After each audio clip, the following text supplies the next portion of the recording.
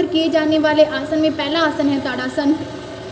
सर्वप्रथम पैरों के बल खड़े हो जाएं तथा दोनों पैरों के बीच 2 इंच की दूरी रखें।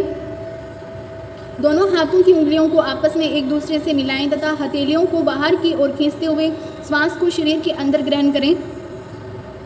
भुजाओं को ऊपर की ओर करके कंधों को एक सीध में ले आएं। पैरों की एड़ियों को पृथ्वी से ऊपर उठाएं और पैर की उंगलियों पर अपना संतुलन बनाएं। इस स्थिति में 10 से 15 सेकंड तक रुके रहें। श्वास को शरीर से बाहर छोड़ते हुए एड़ियों को वापस जमीन पर रखें।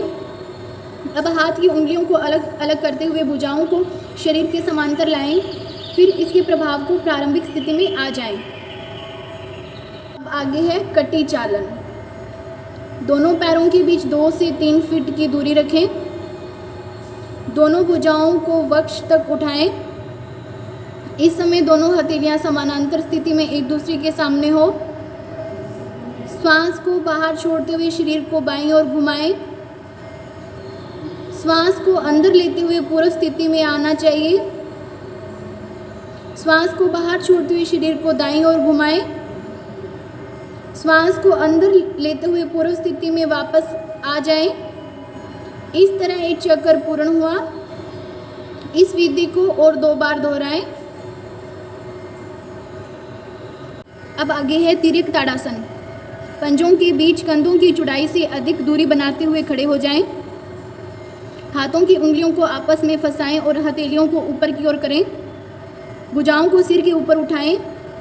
कमर से दाईं ओर झुकें। आगे या पीछे की ओर न झुकें और न ही धड़ को मोड़ें। कुछ क्षणों तक इस स्थिति में रहें। फिर धीरे धीरे सीधी अवस्था में लौट आएं। बाईं ओर से इसकी पुनरावृत्ति करें। यह एक चक्कर पूर्ण हुआ।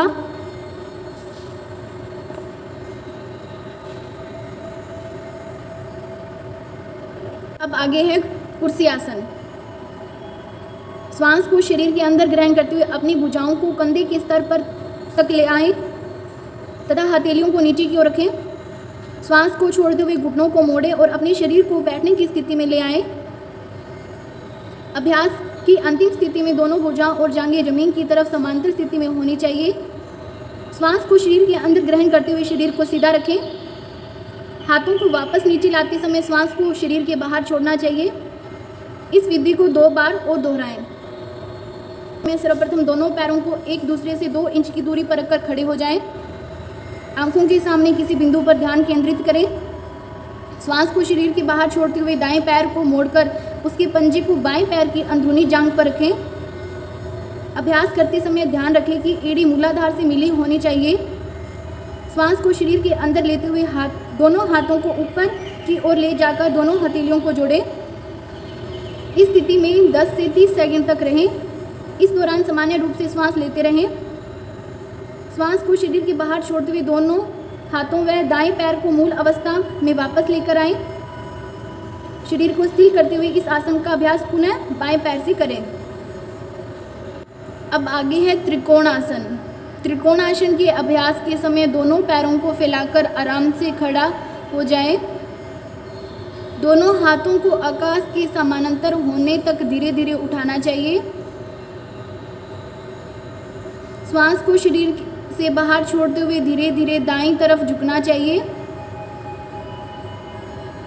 झुकने के बाद दायां हाथ दाएं पैर के ठीक पीछे की ओर रखना चाहिए।